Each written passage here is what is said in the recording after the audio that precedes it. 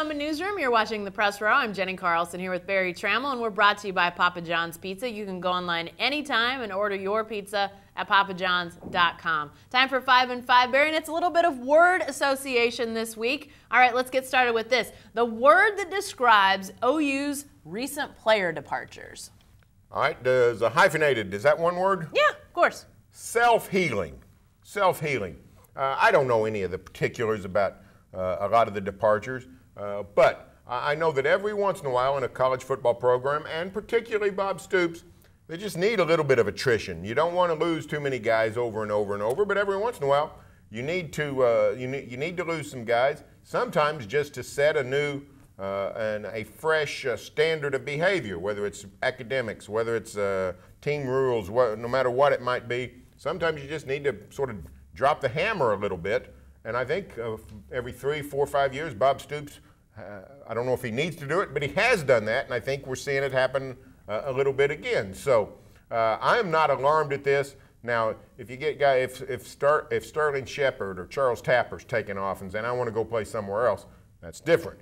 If it's guys who are trying to play and not necessarily have stepped the straight and narrow, I think that can be advantageous to the program. Well, and I'll use I think alarming is the wrong word, but I will say it's thinning. It is thinning the OU roster in some areas where, frankly, you don't like to see guys leave. I know right now OU's got what looks like great depth at running back. Obviously, Samaje Perine returns. You've got Alex Ross. You've got Joe Mixon, who we expect to be playing in the fall. Some guys coming in.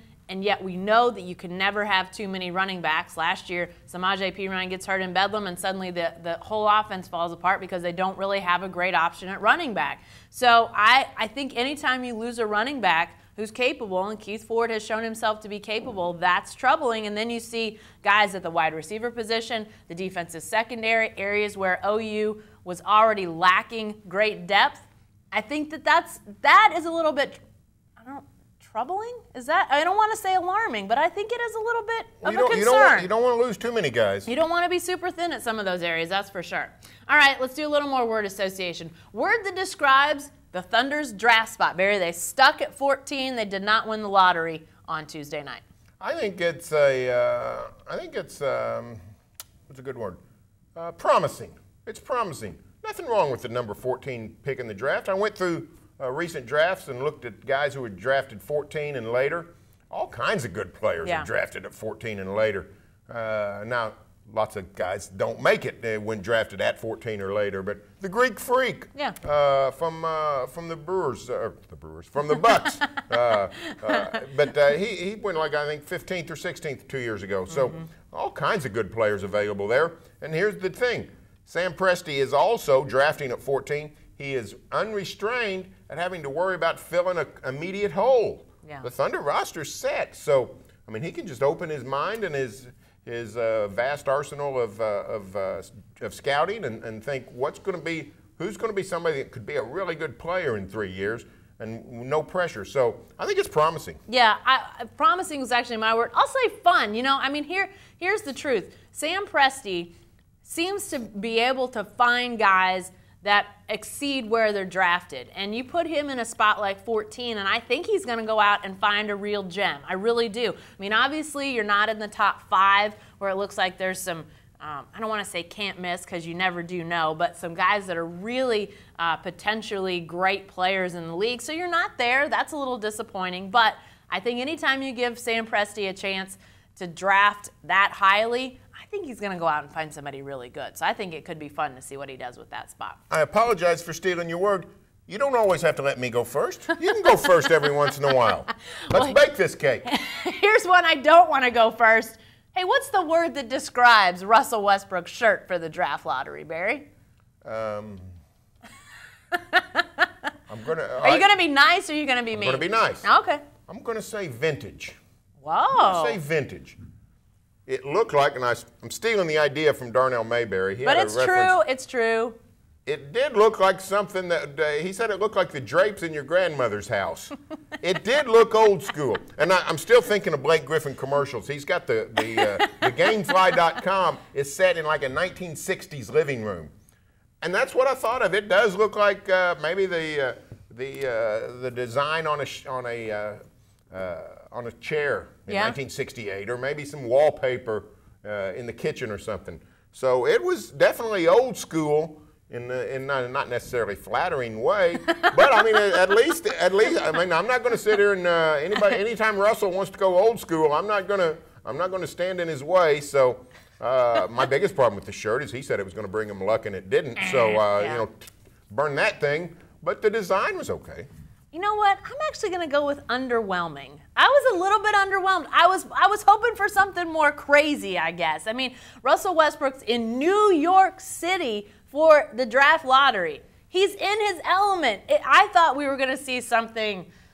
I thought it might, sort of like his Mountain Dew ad, I thought it might change. I thought it might morph on the screen, or his glasses were almost the craziest part. His glasses were the craziest And we part. know that they don't have prescription in them, Barry, because he doesn't need glasses. You make a great point. We've seen him dress much more outlandish just leaving the locker room after a game against the Timberwolves than we saw him on the stage in New York City. Sorry, so that Russ. was strange. Here we sit, us two fashionistas saying it's underwhelming. Sorry, it is. All right, our fun question of the week, as if that wasn't fun enough. What's your favorite rainy day activity? Barry, people need help out there. It's raining all the time in this city. Well, depends on if it's lightning. If it's lightning, this is off. But my favorite thing to do is, if it's not raining heavy, take the girls out and just walk through the neighborhood. Just go walking through water, or walking along the bridge, or walking along the creek, seeing how much it's running. So that's what I like to do. And you have a great porch. You can sit outside too when it's raining. If it's lightning, that is my favorite. Oh, okay. Sitting on my porch, I do my best writing on my front porch. I also do my best sleeping on my front porch. So if it's lightning, put me on the front porch. If it's not lightning, me and the girls will grab some umbrellas, walk through the neighborhood. I think anytime there's rain, I tend to not want to go out in the rain. And I wish I had a good front porch, because my folks at their house in Kansas, totally great front porch. You go out, you enjoy it. We don't have that at my house. So my favorite rainy day activity is just popping the popcorn, getting the blankets, putting on some movies, and really kind of hibernating. That's what I do when it's raining, but we're going to do that a lot because I'm about ready for it to be sunny for a while. Okay, lastly, Barry, one more word association. The word that describes Big 12 baseball being played in Tulsa. Good for Tulsa. Good for the Big 12. Maybe it'll work well. The truth of the matter is, it's sort of lost its steam in Oklahoma City. Let's just be honest with you. It did. We had it for a long time. 1976 was the first year that conference baseball tournament came to Oklahoma City. It was great. Worked great here for a long time. But the truth of the matter is, the tastes of the Oklahoma City sports fan has changed. Thunder has changed that, but other things too. It's not just the Thunder. Send it to Tulsa.